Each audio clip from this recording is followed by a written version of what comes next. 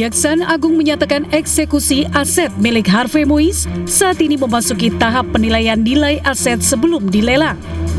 Proses ini dilakukan oleh Badan Pemulihan Aset untuk menentukan nilai kepantasan lelang.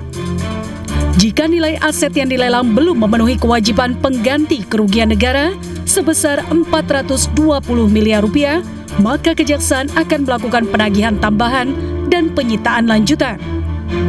Sejumlah aset yang teridentifikasi berasal dari dana Harvey Mois dan terikat dengan nama Sandra Dewi juga dapat dieksekusi apabila terbukti berasal dari hasil tindak pidana.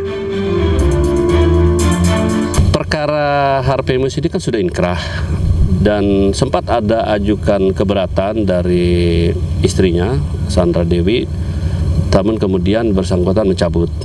Yang jelas dari beberapa aset yang dimiliki Harvey Mois ataupun yang sebelumnya atas nama istrinya juga, di mana penyidik mengetahui ada sebagian bahwa itu dari hartanya Harvey Mois, kemudian dilakukan penyitaan dan dirampas untuk negara, diperuntukkan untuk pengembalian kerugian negara.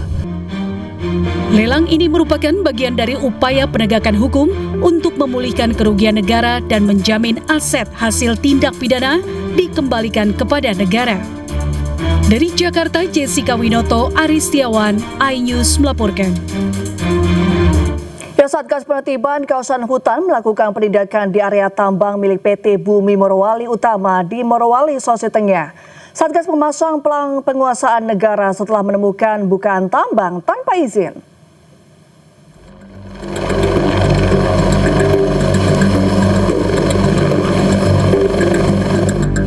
Satgas Penertiban Kawasan Hutan Halilintar memasang pelang penguasaan negara di kawasan operasional PT Bumi Morowali Utama. Tindakan ini diambil setelah ditemukan bukaan lahan tanpa izin pemanfaatan kawasan hutan.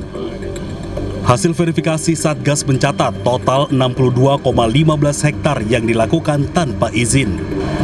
Terdiri dari 46,3 hektar di dalam Wiyub dan 15,94 hektar di luar Wiyub PT BMU. Aktivitas tersebut potensi denda yang dapat dikenakan diperkirakan mencapai 2,3 triliun rupiah. Menteri Pertanahan Republik Indonesia Syafri Syamsuddin turun langsung bersama unsur aparat penegak hukum dan lembaga pengawas keuangan untuk mengawasi proses penertiban. Fakta di lapangan kita melihat dari dekat apa kegiatan Satgas dalam rangka penertiban kawasan hutan khususnya di pertambangan yang tidak memenuhi ketentuan-ketentuan yang sudah ditetapkan. Ini adalah kehadiran negara untuk melakukan penertiban terhadap semua kegiatan-kegiatan yang ilegal kita tertibkan, yang legal kita dorong supaya tetap berproduksi. Satgas PKH menegaskan langkah ini merupakan bagian dari penertiban nasional terhadap perusahaan tambang tanpa izin. Ia juga menegaskan bahwa penegakan sanksi administratif menjadi tahap awal. Namun apabila perusahaan tidak kooperatif, proses pidana akan dijalankan. Dan ke depan dalam proses sekarang kita akan melakukan penguasaan sebanyak 24 perusahaan tambang, di mana ini tersebar di 3 provinsi dan 7 kabupaten, dengan total yang akan kita kuasai seluas 2.328,71 hektar. Upaya ini merupakan bagian dari komitmen Satgas PKH untuk menertibkan perusahaan yang beroperasi tanpa izin dan mengambil kawasan hutan secara ilegal. Dari Morowali, Sulawesi Tengah, Jessica Winoto, Aris Setiawan, iNews melaporkan. Ini kapan rubuhnya?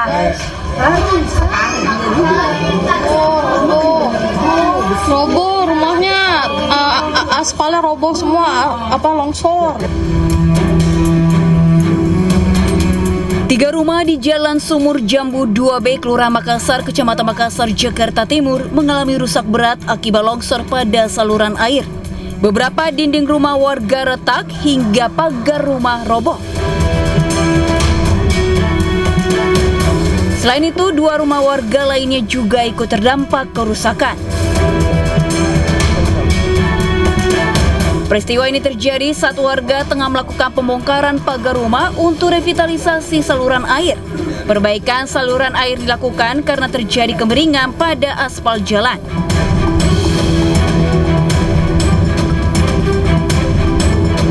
Pengerjaan ini ya ini di luar dampak, di luar dugaan. Akhirnya ketarik ya terjadinya kayak gini. Dari abrasi juga pengaruh. Memang awalnya abrasi, saluran ini memang udah tua juga. Sebenarnya udah lama ini sampai ke jalan ini udah. Nah, kenapa kok bisa yang ini bisa rubuh? Nah, ini kita mau dikaji dari pihak SDA untuk kedepannya. Sementara pihak kelurahan telah mengajukan surat kepada Bajis dan PMI untuk perbaikan rumah warga. Sedangkan perbaikan saluran air ini telah diserahkan ke bagian sumber daya air SDA untuk dikaji ulang. Dari Jakarta, Rio Manik, iNews melaporkan. Pemirsa, 6 mahasiswa KKN UIN Wali Songo Semarang hanyut saat bermain di sungai di Kendal, Jawa Tengah.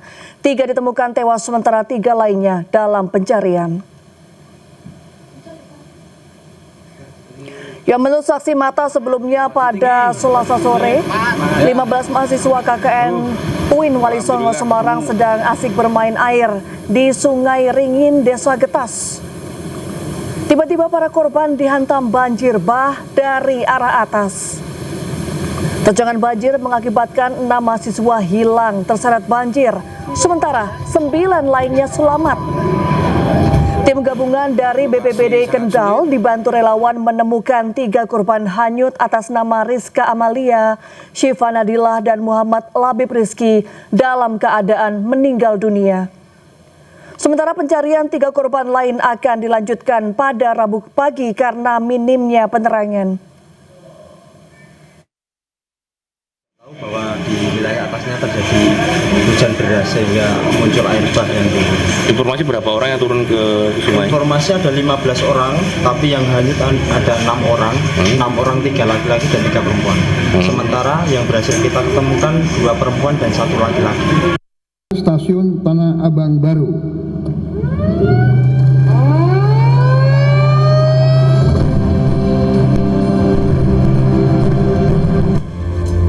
Presiden Prabowo Subianto meresmikan Stasiun Tanah Abang baru Jakarta. Sebelum peresmian, Presiden Prabowo menjajal langsung naik komuter lain dari Stasiun Manggarai ke Tanah Abang. Dalam kesempatan ini, Presiden meminta KAI segera membangun pintu lintasan terutama di Jabodetabek untuk meminimalkan kecelakaan. Kereta api kebanggaan kita. Kereta api dari dulu. Kalau di Jawa dulu panggilannya apa? Sepur. Ya. Sepur. Tapi jaga kebersihan. Ya. Rel-rel kereta api dijaga, keamanan, keselamatan, pintu-pintu lintasan harus segera dibangun. Presiden Prabowo juga menyatakan akan memperluas jangkauan kereta di Jabodetabek dan di luar Pulau Jawa. Ia pun siap memberikan anggaran demi kepentingan masyarakat. Dari Jakarta, Tim Liputan iNews melaporkan. PT Kereta Api Indonesia bakal meluncurkan layanan kereta khusus rute Rangkas Bitung Merak untuk mendukung para petani dan juga pedagang. Presiden Prabowo pun menegaskan pemerintah memberi subsidi 60% untuk ongkos kereta khusus tersebut.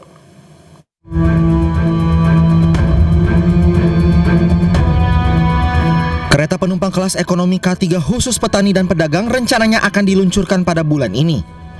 Pada Selasa siang, usai meninjau Stasiun Manggarai dan meresmikan Stasiun Tanah Abang Jakarta, Presiden Republik Indonesia Prabowo Subianto menjelaskan bahwa pemerintah akan memberi subsidi 60% pada ongkos kereta khusus petani dan pedagang.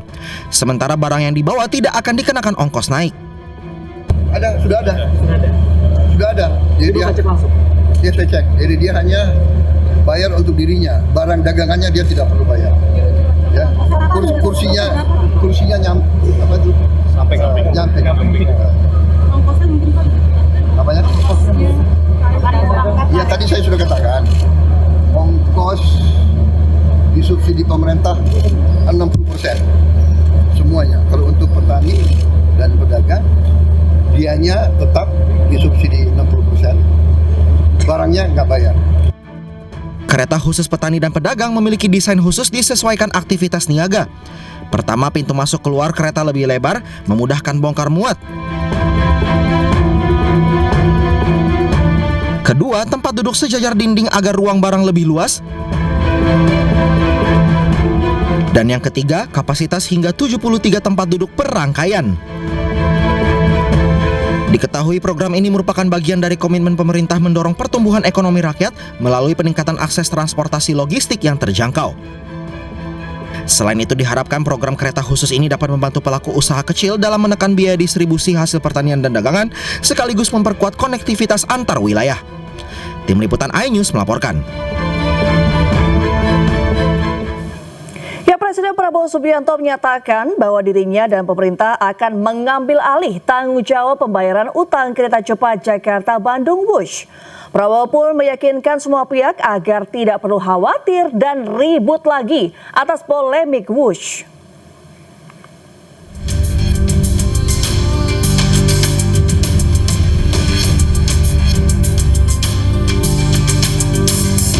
Prabowo menyebut proyek Wush merupakan komitmen kerjasama Indonesia dan Cina. Pemerintah pun menyatakan akan membayar utang kereta cepat Jakarta-Bandung Wush sebesar 1,2 triliun rupiah per tahunnya. Menurutnya, polemik yang menimpa kereta cepat bukanlah masalah. Ia pun memastikan uang untuk membayar utang Wush ada. Uang tersebut berasal dari pengembalian sitaan koruptor. Kemudian nggak usah khawatir apa itu ribut-ribut Wush. Saya sudah pelajari masalahnya. Tidak ada masalah. Saya tanggung jawab nanti Wush itu semuanya. Indonesia bukan negara sembarangan. Kita hitung nggak ada masalah itu. Ya. Jadi PT KAI nggak usah khawatir. Semuanya nggak usah khawatir. Rakyat. Kita layani rakyat kita. Kita berjuang untuk rakyat kita. Teknologi, semua sarana itu tanggung jawab bersama. Dan itu di ujungnya tanggung jawab Presiden Republik Indonesia. Jadi saya sekarang tanggung jawab. Saya sudah katakan, Presiden Republik Indonesia yang ambil alih tanggung jawab. Jadi nggak usah ribut. Kita mampu dan kita kuat. Duitnya ada. Duit yang tadinya dikorupsi saya hemat, nggak saya kasih kesempatan. Jadi saudara saya minta bantu saya semua, ya. Jangan kasih kesempatan koruptor-koruptor itu merajalela. Uang nanti banyak untuk kita, untuk rakyat semua. Ya, usai mengumumkan bahwa pemerintah akan menanggung beban utang kereta cepat Wush, Presiden Republik Indonesia Prabowo Subianto memanggil para Menteri Kabinet Merah Putih dan Kepala Badan ke Istana Kepresidenan. Pak, silakan saja, Pak. Silakan. Para menteri tiba di Kompleks Istana Kepresidenan pada Selasa pukul 14.00 waktu Indonesia Barat. Usai rapat terbatas, CEO Danantara Rosan Ruslani menyebut beban utang dari Wush akan ditanggung bersama dengan kementerian dan lembaga lainnya. Rosan menambahkan, jangan hanya melihatnya dari untung ruginya saja, melainkan dari dampak positifnya kepada masyarakat.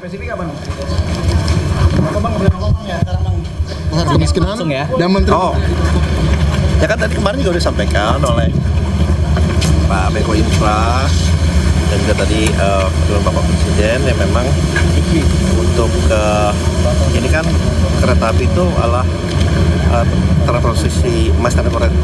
transportasi umum yang memang untuk kepentingan masyarakat secara luas, dan oleh sebab itu ya kehadiran pemerintah itu memang akan ada dan hadir di dalam program-program transportasi, termasuk juga dalam transportasi bus ini.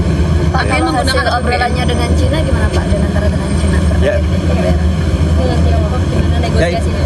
Ya ini kan masih berjalan ya, nanti timnya kan juga ada Pak Menko Infra, ada Menko Perekonomian yang involved, ada tim dari Menkeu, dari kami. Jadi ini adalah suatu kerjasama lintas kementerian dan Kementerian Perhubungan juga. Jadi memang ini lintas dan arahan dan juga kerjasama dari kita semua memang sangat dibutuhkan dan mendapatkan arahan dari Bapak Presiden bahwa memang kehadiran pemerintah untuk kepentingan transportasi memang tidak hanya dilihat dari segi untuk kerugian saja, tapi juga dampaknya kepada masyarakat dan juga melihat kepada undang-undang yang ada yang memang itu menjadi tugas dari pemerintah untuk menyediakan. Sudah ada kesepakatan dan Tiongkok pembicaraan? Belum, masih berjalan. Bagaimana kelanjutan proses pencarian 3 korban lainnya yang masih hilang? Selamat malam Mbak, untuk proses pencarian 6 korban mahasiswa KKN UIN Wali Songo Semarang dihentikan sekitar pukul 18 karena lokasi tidak ada penerangan dan dikhawatirkan hujan di daerah atas akan membuat air semakin tinggi. Sampai tadi sore 3 jenazah sudah ditemukan dan sudah dibawa ke kamar jenazah Rumah Sakit Umum Daerah Dr. Suwondo. Gitu. Baik, 3 jenazah sudah berhasil ditemukan. Ini sudah ada identitasnya? Sudah berhasil diidentifikasi? Ya, identifikasi korban korban meninggal dalam kejadian itu atas nama Syifa, warga Pemalang, kemudian ada Rizka, warga Pemalang juga, dan Labib, warga Pekalongan. Ketiganya kini sudah berada di kamar jenazah Rumah Sakit Suwondo, dan 1 jenazah atas nama Syifa sudah dibawa keluarganya pulang ke Pemalang untuk dimakamkan. Sementara 2 jenazah lainnya yaitu Rizka dan Labib masih menunggu keluarga menjemput di kamar jenazah Rumah Sakit Umum Daerah Suwondo. Begitu, Mbak. Baik, Edi, ini masih ada 3 korban yang masih hilang. Kapan akan kembali dicari? Ya, masih ada 3 korban lagi, yaitu 1 berjenis kelamin perempuan dan 2 berjenis kelamin laki-laki. Proses pencarian akan dilanjutkan besok pagi sekitar pukul 7 dengan menerjunkan 3 tim. 3 tim itu akan menyusuri di sekitar lokasi 6 mahasiswa KKN UIN ini tenggelam, dan 2 regu lain menyisir di lokasi berbeda untuk mencari kemungkinan jenazah sudah terbawa arus ke bagian hilir. Sementara untuk 9 rekan korban yang selamat saat ini masih berada di lokasi KKN, masih didampingi oleh teman-temannya, juga oleh dosen pembimbing yang kemungkinan akan ditarik ke kampus, begitu Mbak. Kalau untuk identitas dari 3 korban yang hilang sudah ada? Untuk korban 3 hilang masih dalam identifikasi, tapi petugas sudah mengantonginya. Tapi demikian masih belum dipastikan apakah yang bersangkutan atas nama tersebut, gitu Mbak. Edi, mungkin bisa diceritakan seperti apa kronologi lengkapnya dari awal korban bisa hanyut begitu? Ya, menurut informasi dari petugas BPBD dan warga sekitar, jadi sekitar pukul 1 siang ada 15 mahasiswa KKN UIN Wali Songo yang bertugas di Desa Getas bermain air di sekitar lokasi. Lokasi tersebut memang digunakan oleh wisata tubing, tapi wisata tersebut ditutup karena curah hujan yang masih tinggi sehingga dikhawatirkan terjadi air bah. Kemudian 6 mahasiswa turun ke sungai untuk bermain air tanpa alat pelampung ataupun ban. Setelah itu beberapa selang waktu kemudian air bah datang dari wilayah selatan, yang wilayah selatan diguyur hujan deras, walaupun di lokasi kejadian tidak turun hujan. Ke-6 mahasiswa tersebut langsung tergulung air deras sehingga 9 rekan lainnya tidak bisa menyelamatkan. Demikian, Pak. Baik, berarti bisa disimpulkan bahwa di lokasi itu tidak hujan sama sekali, tapi tiba-tiba ada banjir bandang begitu ya, Edi? Iya, jadi lokasi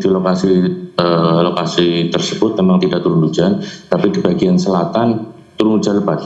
Sesaat setelah kejadian air bah datang di lokasi kejadian, gerimis sudah mulai datang pas proses pencarian, sehingga sekitar pukul 6 sore proses pencarian dihentikan karena minim penerangan dan dikhawatirkan air bah akan kembali terjadi karena masih terjadi hujan di bagian selatan. Gitu, Pak. Baik, Edi, terima kasih atas laporan Anda. Kita doakan bersama semoga 3 korban yang hilang bisa segera ditemukan. Terima kasih, Edi. Selamat malam. Selamat malam, Mbak.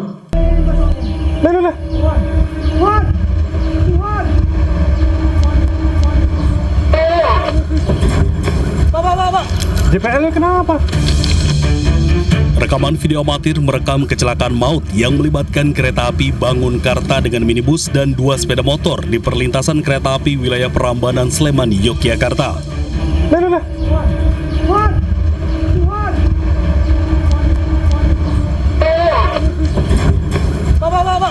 DPL kenapa? Kereta api Bangunkarta yang melaju dari arah timur ke barat menabrak minibus dan 2 sepeda motor yang sedang melintas di perlintasan kereta api Prambanan, Sleman. Akibatnya benturan keras terjadi dan membuat kendaraan tersebut terseret dan terlempar beberapa meter. Sedangkan kereta api Bangunkarta masih bisa melanjutkan perjalanan meski sempat berhenti beberapa saat. Dalam insiden itu sebanyak 3 orang pengendara sepeda motor tewas di lokasi kejadian. Sedangkan pengemudi minibus beserta penumpangnya sejumlah 4 orang menderita luka-luka. Kendaraan dari utara ke selatan. Pertama adalah truk, terus kemudian mobil merah. Nah, untuk kronologisnya ini kita masih melakukan penyelidikan, jadi belum bisa kita informasikan sebenarnya bagaimana posisi palang pintu itu, terutama ketika kereta itu lewat. Nah, untuk korban itu ada 7 orang. Pasca kejadian perlintasan kereta api wilayah Prambanan, Sleman. Badan Narkotika Nasional Provinsi Jakarta merekomendasikan artis Onadio Leonardo atau Onat untuk direhabilitasi terkait narkoba sesuai dengan permohonan keluarga. BNNP Jakarta menyetujui asesmen Onat lantaran sang artis tergolong sebagai korban penyalahgunaan narkoba dan tidak terlibat jaringan pengedar. Rencananya Onat akan direhabilitasi di Yayasan Pemulihan Natura Indonesia Lebak Bulus, Jakarta Selatan selama 3 bulan. Yang mana kemarin sudah kita lakukan asesmen dan dari hasil asesmen tersebut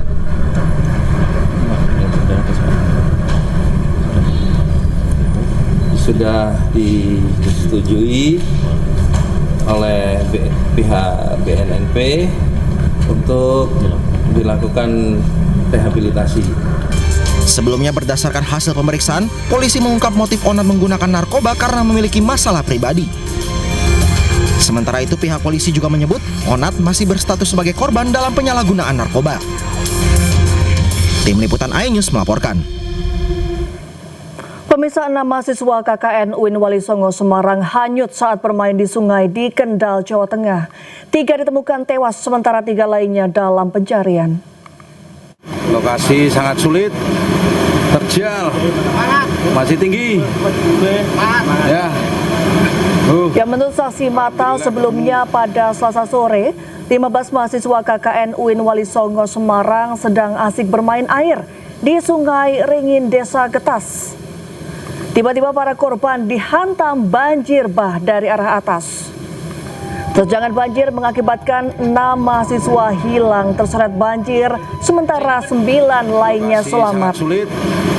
Tim gabungan dari BPBD Kendal dibantu relawan menemukan 3 korban hanyut atas nama Rizka Amalia, Syifa Nadilah, dan Muhammad Labib Rizki dalam keadaan meninggal dunia. Sementara pencarian 3 korban lain akan dilanjutkan Rabu pagi karena minimnya penerangan.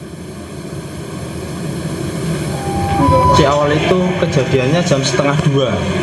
Ada teman-teman dari KKN UIN yang bermain di area tubing genting dan tidak tahu bahwa di wilayah atasnya terjadi hujan deras sehingga muncul air bah yang turun. Informasi berapa orang yang turun ke sungai? Informasi ada 15 orang, tapi yang hanyut ada 6 orang. 6 orang, 3 laki-laki dan 3 perempuan. Sementara yang berhasil kita ketemukan 2 perempuan dan 1 laki-laki.